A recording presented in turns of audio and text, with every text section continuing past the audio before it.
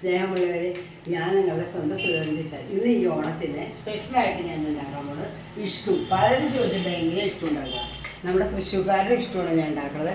മസാലകളൊന്നും ചേർക്കാണ്ട് വെറും തേങ്ങാപ്പാലും പച്ചമുളകും ഇഞ്ചിയും കൊടുത്തിട്ട് ഇഷ്ടമാണ് കേട്ടോ. സദ്യക്ക് വിളമ്പണം ഇഷ്ടം. ഞങ്ങളുടെ അവിടെ എല്ലാവരും എങ്ങനെയാണ് ചെയ്യുന്നത്. ഇപ്പോൾ ഉരുളക്കിഴങ്ങ് 2 ഉരുളക്കിഴങ്ങ് നുറുക്കി, 1 സബോള നുറുക്കി, അതിലിപ്പോൾ 2 പച്ചമുളക് ഇട്ടു, ഒരു കഷ്ണം ഇഞ്ചി ഇട്ടു.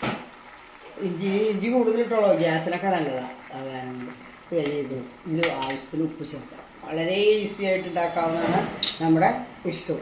മസാലകൾ ചേർത്ത വെള്ളയപ്പത്തിനും പിന്നെ ഇടിയപ്പത്തിനൊക്കെ ഉപയോഗിക്കുന്ന ഇഷ്ടം വേറെ കേട്ടോ. അത് ഞാൻ വേറെ എടുത്തിട്ടുണ്ട്, നമ്മുടെ വീഡിയോയിലുണ്ട്, എൻ്റെ ചാനലിലുണ്ട്, പോയി നോക്കിയിട്ട്.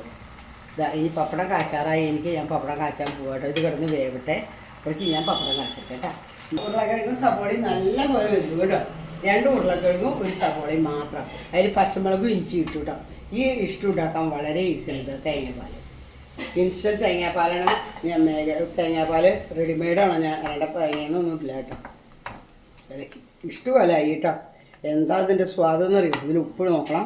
ഉപ്പ് നോക്കി വെളിച്ചെണ്ണ ഒഴിക്കണം. കരിവേപ്പില ഇടണം. തിളക്കണ്ട. ഞാൻ അതിൽ കരിവേപ്പില എടുക്കുക കേട്ടോ. കറിവേപ്പില എടുത്തു, കറിവേപ്പില ഇട്ടു കേട്ടോ. അപ്പോൾ കറിവേപ്പില ഇട്ടു. ഇനി നമുക്ക് ഇത് 1-ാം പാല ഒഴിച്ചിരിക്കണേ. അത് കാരണം ഇനി ഇത് തിളക്കണ്ട. വെളിച്ചെണ്ണ ഒഴിക്കട്ടെ കേട്ടോ. അത് സാരില്ല, വെളിച്ചെണ്ണ ഒഴിക്കുക. ഭയങ്കര ടേസ്റ്റുള്ള ഇഷ്ടമാണ്. സദ്യക്ക് ഈ ഇഷ്ടമാണ് വിളമ്പുക കേട്ടോ. സദ്യക്ക് വിളമ്പണ ഇഷ്ടമാണ് ഞാൻ ഉണ്ടാക്കുന്നത്. അല്ലാതെ ഇതിലൊരു മസാലയില്ല. തേങ്ങാപ്പാലും ഇഞ്ചി പച്ചമുളകും മാത്രം. നിങ്ങളെല്ലാവരും ഉണ്ടാക്കി നോക്കണം. ഇതാ ഇഷ്ടകാലായി. എന്ത് സ്വാദാണെന്നറിയോ. എന്താ ഇതിൻ്റെ ടേസ്റ്റ് ഞാൻ നോക്കി. നല്ല സ്വാദുണ്ട്. ഏറ്റവും ഈസിയാണ് ഇത് ഉണ്ടാക്കുക. ഇതാണ് നമ്മളുടെ കൃഷിക്കാരുടെ ഇഷ്ടം കേട്ടോ.